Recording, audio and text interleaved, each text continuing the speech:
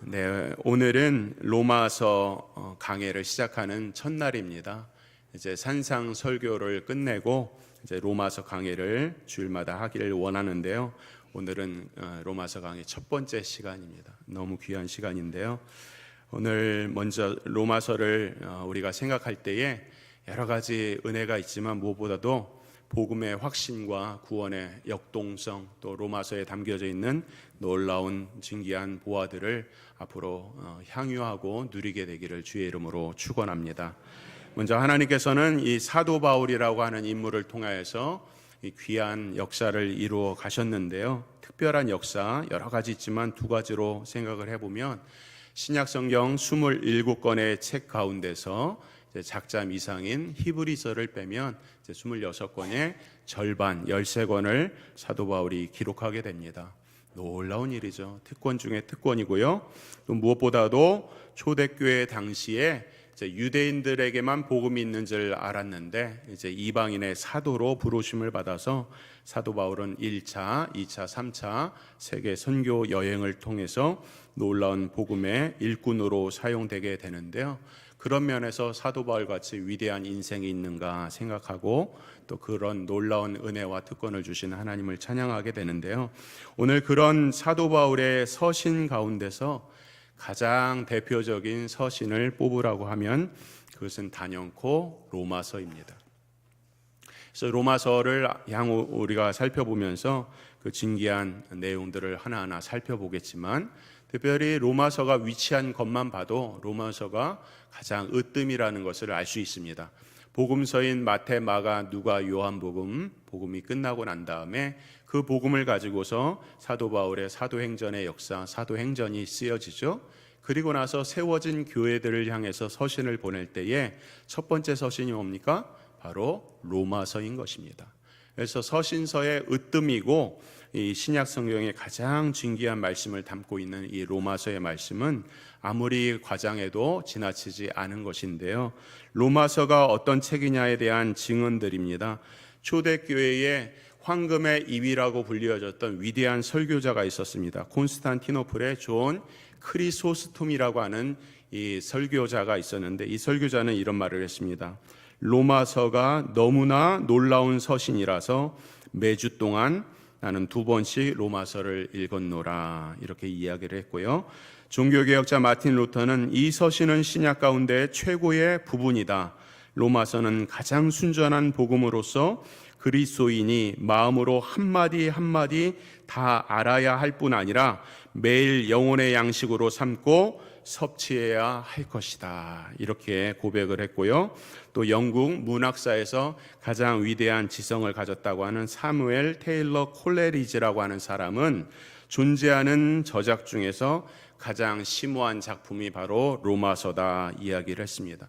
역사상 신앙의 많은 선배들은 이 로마서에 감화 감동을 받았고 신앙의 어떤 커다란 전환점을 누렸던 것이 바로 이 로마서입니다. 성 어거스틴이 그렇고 마틴 루터 종교개혁자가 그랬고 또 철로 역정 유명하죠. 존 버년이 그랬고 또 종교개혁자의 위대한 신학자였던 존 칼빈이 그랬고 또 요한 웨슬레 또 조지 휘필드 이런 사람들이 그러한 위대한 공헌을 하고 인생의 전환을 누렸다고 이야기를 하고 있습니다.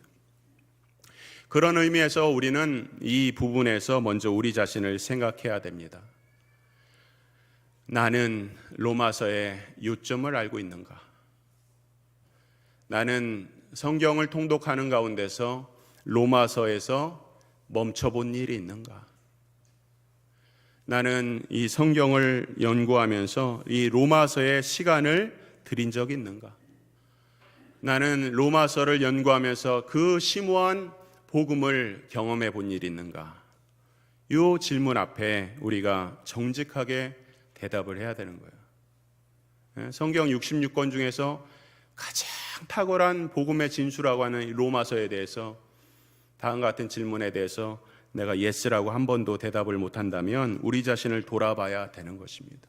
그래서 혹시 이 로마서의 말씀 가운데 가지고 있는 어떤 선입견이라도 다 버리고서 로마서를 로마서로 볼 수 있는 영광의 시간이 되기를 향후 축복합니다. 먼저 우리가 성경 각권을 연구할 때에 로마서뿐만 아니라 다른 책에 접근할 때도 가장 중요한 것이 서론입니다. 학교에서 이제 교수를 할 때에 이제 학생들한테 첫 시간이 이제 보통 오리엔테이션이고 이제 그 과목의 서론 시간이에요. 그러면 이제 학생들의 입장에서는 서론 시간이 가장 지루하고 또 따분하고 뭐 그런 서론을 공부할 필요가 있을까 생각을 하는데 교수의 입장은 정반대죠. 서론이 가장 중요한 거예요. 이 서론을 제대로 연구하고 공부하고 생각하지 못하면 이제 앞으로 모든 공부하는 방향과 내용을 제대로 이해를 할 수 없기 때문에 서론이 굉장히 중요합니다. 그래서 성경을 우리가 공부할 때도 마찬가지입니다. 특별히 로마서의 말씀은 더더욱 그런데요. 그래서 만약에 이 서론적인 시간, 오늘 첫 번째 시간이 서론이거든요. 이 시간을 생략하고 그냥 본문으로 들어가면 여러분들은 아마도 로마서는 가장 어려운 책이고 또 누가 어떻게 쓰여지는지를 모르니까 그냥 나중에 기회 되면 볼만한 책 뭐 이렇게 생각하면서 그런 오류를 범할지 모릅니다. 그렇기 때문에 오늘 첫 시간 여러분들이 조금 지루하게 생각할지 모르지만 서론을 우리가 생각합니다. 여러분들 지루하지 않도록 하기 위해서 최선을 다하겠지만 어쨌든 서론 시간은 그런 시간입니다.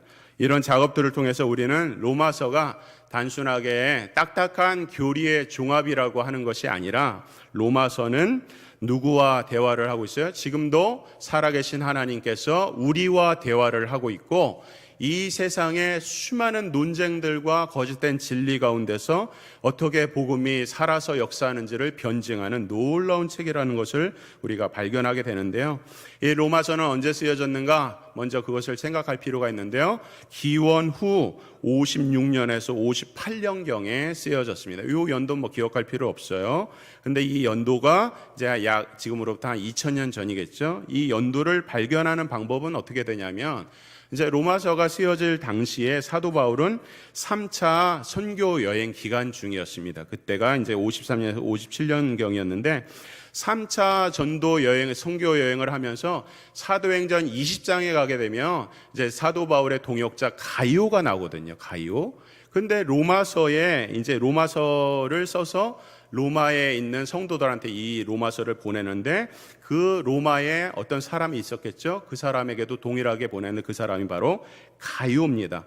그러니까 3차 전도 여행 때 사도 바울의 동역자의 이름이 로마서를 쓰면서 그 로마에 있는 성도들의 이름 가운데서 가이오가 등장하는 것을 봐서 이때를 로마서의 기록 연대로 본다. 이렇게 말을 할 수 있는 것입니다. 그러므로 성경에서 기록 연대를 우리가 추정을 할 때에 그냥 단순하게 학자들이 아무 생각 없이 그냥 뭐 이렇게 추론하는 것이 아니라 성경을 근거로 해서 이때가 언제고 왜 이때 쓰여졌느냐 뭐 이런 것을 생각을 한다는 것을 먼저 생각을 해야겠죠.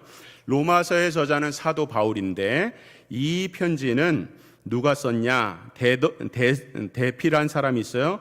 로마서 16장 22절을 보니까 이 편지를 기록하는 나 더디오는 이렇게 이야기를 하고 있어요. 그래서 사도 바울의 여러 가지 형편 가운데서 이 사도 바울이 말씀을 말하게 되면 그것을 대피라는 더디오라고 하는 사람이 있었다는 것을 발견할 수 있고요.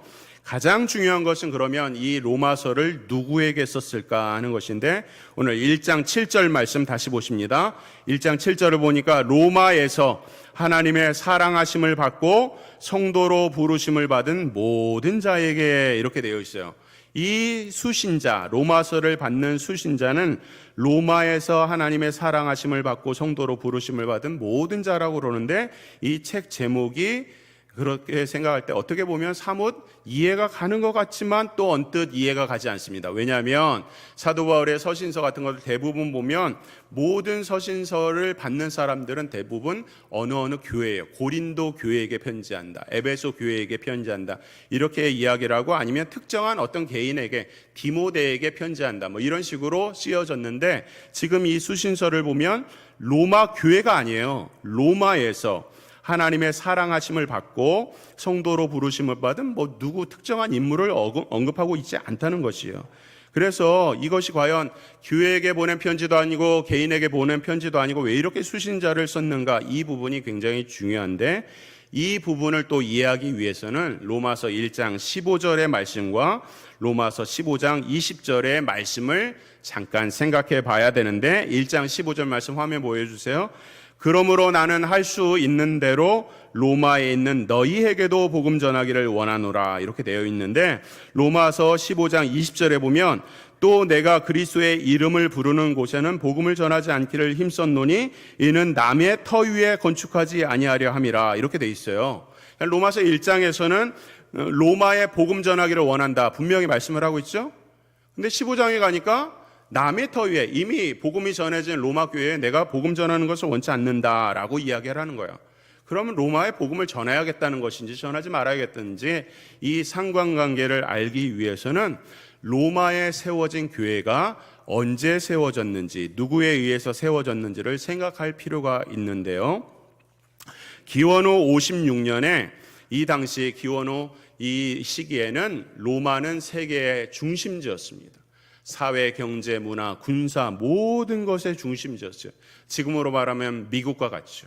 모든 것의 중심인 로마. 이때의 고대 문헌에 따르면 이제 로마가 이제 여러 가지 이유로서 이제 창궐하게 돼서 기원 전부터 등장을 해서 이제 유대 사회를 다 집어먹죠. 그리고 나서 기원전 한 100년경, 지금으로부터 한 2100년경이 좀 더 지났겠죠.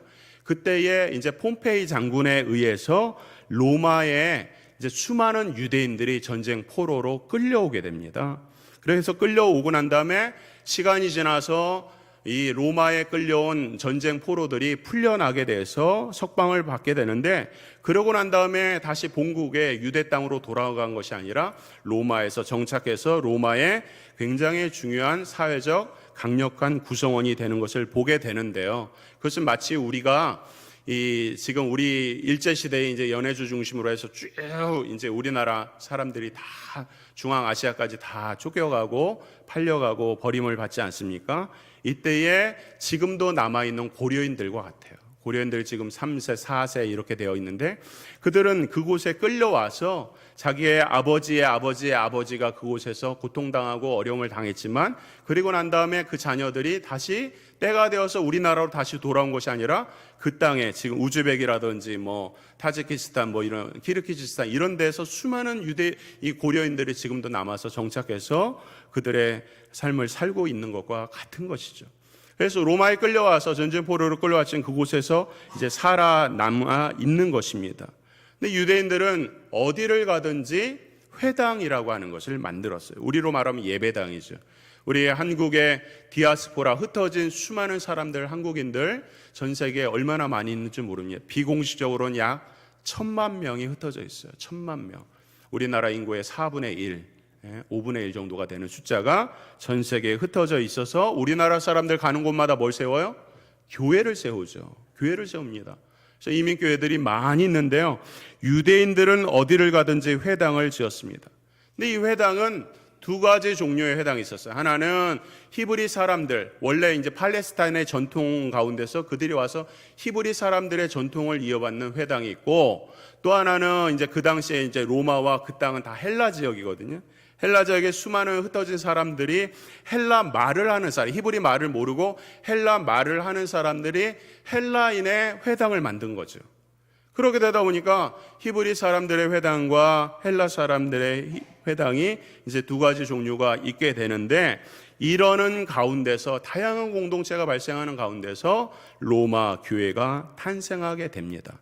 왜냐하면 이때 당시가 언제냐면 예수님께서 공생애를 마치시고 십자가에 죽으시고 부활하셔서 승천하시고 이제 많은 제자들이 오순절 성령 강림을 기다리고 있을 때였어요. 그때에 첫 이 오순절을 맞이하고 또 저들의 유월절을 지키기 위해서 수많은 사람들이, 유대인들은 3대 절기가 있는데 그 중에서 적어도 2가지 절기를 지키는 것이 굉장히 중요한데, 이 유월절의 절기를 지키러 가면 2가지 절기를 한꺼번에 지킬 수 있기 때문에 많은 사람들이 절기를 지키기 위해서 예루살렘에 가게 되는 것입니다. 이때에 수많은 각지의 사람들이 흩어졌던 유대인들이 절기를 지키기 위해서 유대 땅에 다 모인단 말이에요. 근데 여기에 누가 있어요? 로마에서 온 사람이 있는 거예요. 사도행전 2장 10절에 보면 로마로부터 온 나그네가 있었다라고 하고 있어요.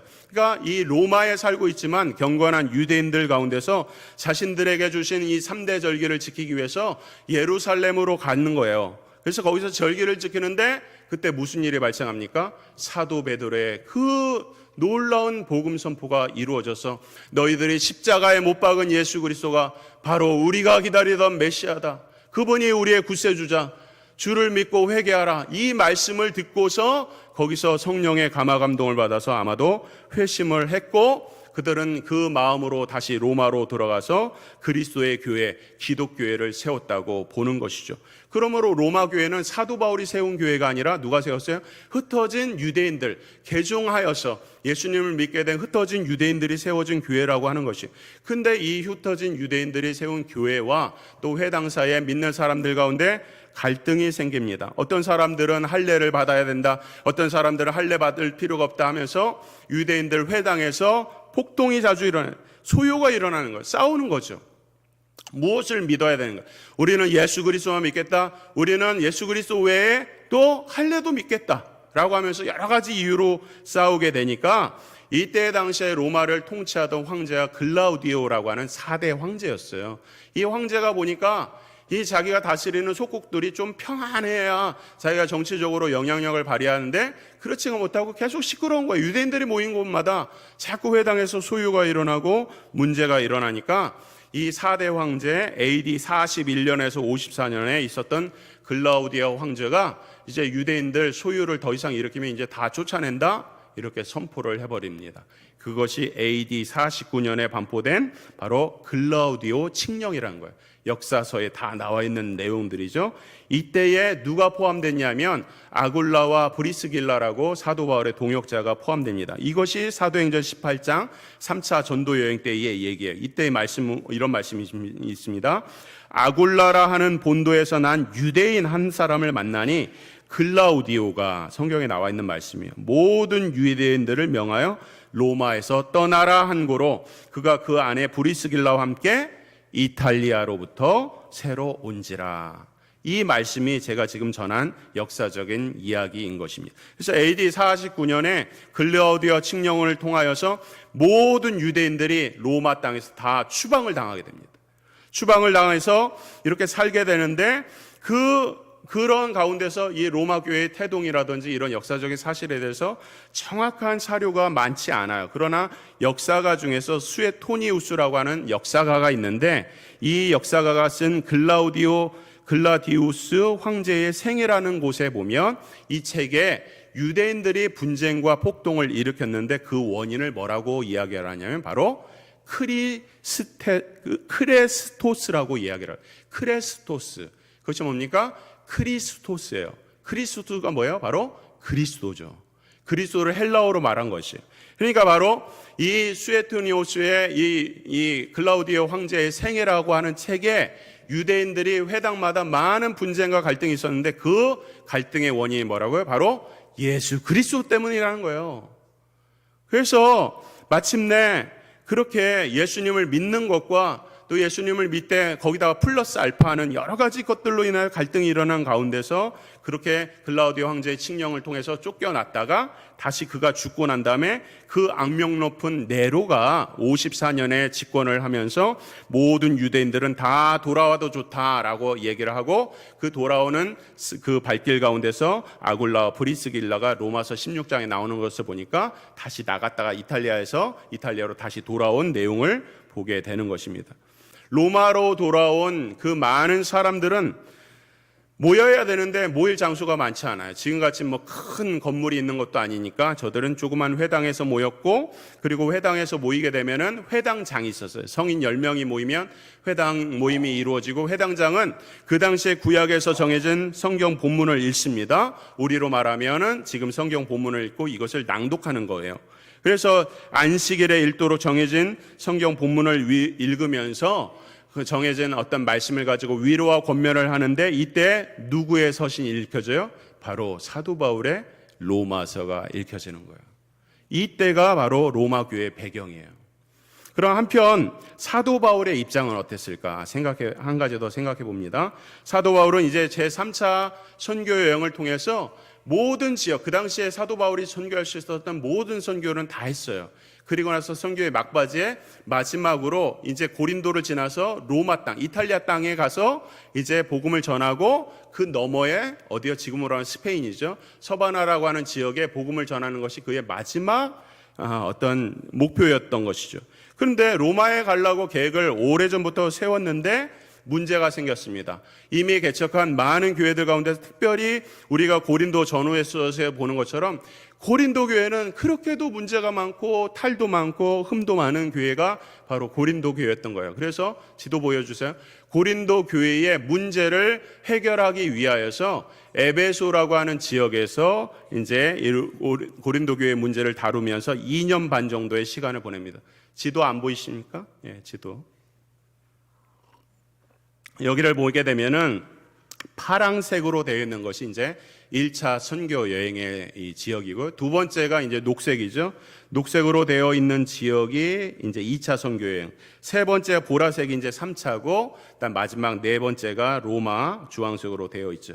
지금 요 그림을 보게 되면은 지금 여기서 말하는 이제 아시아 땅이죠. 아시아 땅에 있는 위치에 있는 곳에 에베소 교회가 있고, 그 다음에 지금 그리스라고 쓰여져 있는 그곳에 이제 고린도 교회가 있는 거예요. 지도 계속 놔두세요. 그러니까 에베소에서 머물면서 2년 반 동안 있으면 고린도 교회 문제도 다루고 에베소 교회도 목양을 하고 있는 거예요, 사도 바울이.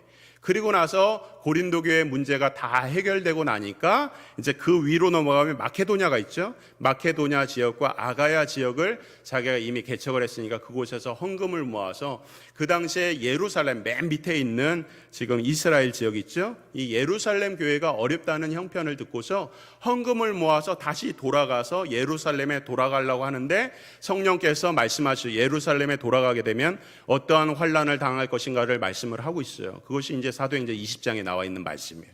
그리고 나서 예루살렘에 돌아가서 사도 바울이 꿈꾸는 것은 자기가 로마를 거쳐서 스페인으로 복음을 전해야 되는데 지금 주파송 교회는 어디입니까? 지금 그 1, 2차, 3차 전도여행의 이 수리아라고 하는 안디옥 교회에서 자기를 파송해서 도왔단 말이에요. 근데 그 교회는 지금 너무 멀리 있으니까 서바나라고 하는 지역을 가려고 그러면 어떻게 해요?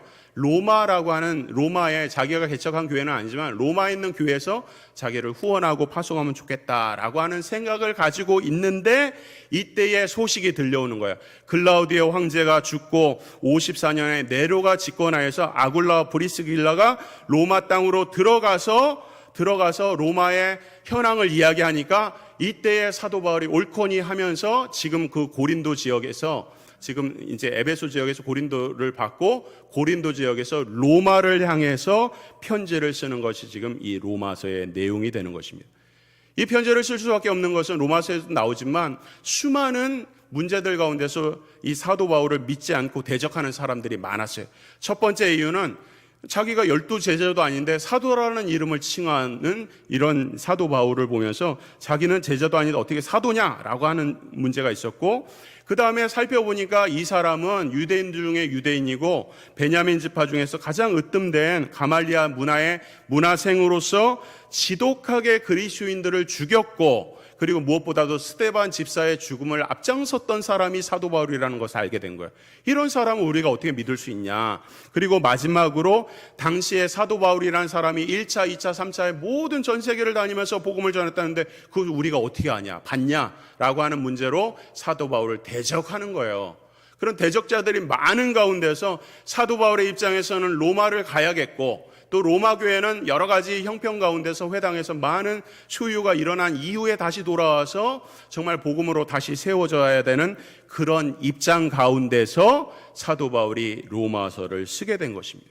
그러므로 이 로마서는 단순하게 딱딱한 교리서가 아니라 지금 그 안에 있는 수많은 교회의 문제를 다루는 거예요. 유대인들에게 정말 너희가 믿어야 되는 하나님이 누군가, 너희가 고대하던 메시아가 누군가를 말씀을 해야 되겠고, 또 개종한 유대인들과 개종하지 않는 유대인들 사이에서의 갈등 문제를 다루어서 너희들이 말하는 할례가 무엇이냐, 그리스도의 복음 외에 무엇이 더 필요하냐라고 하는 구원에 대한 확실성을 얘기해야 되고, 또 로마 교회 안에는 수많은 사람들이 섞여 있었다는 거예요. 이방인 교회이기 때문에 수많은 사람들 가운데서는 믿음이 강한 자도 있고 믿음이 약한 자도 있는 거예요. 오늘 우리 교회도 마찬가지예요. 믿음이 강한 자도 있고 믿음이 약한 자가 있어요. 근데 문제가 생기죠. 언제요? 믿음이 강한 자가 믿음이 약한 자를 보면서 그것도 못하냐?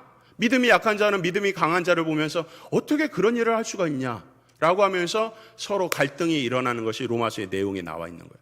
그런 여러 가지 이유 가운데서 이 진리, 바로 예수 그리스도를 믿는 진리가 무엇인가를 설파하고 중재하고 진정으로 복음되게 하는 교회가 되게 하기 위해서 로마서를 펜을 든 것이죠. 그러므로 로마서의 이 수신자는 어떤 특정한 로마 교회가 될 수도 없고 어떤 개인도 될 수가 없는 거예요. 그래서 로마서 1장 15절에는 이방인의 사도로서 로마에 복음 전하기 원한다 하는 말씀도 맞는 것이고, 로마서 15장에 보니까 남의 터 위에 내가 이미 세워진 교회 가운데 내가 복음 전하는 거 원치 않는다라고 하는 말도 맞는 것이죠.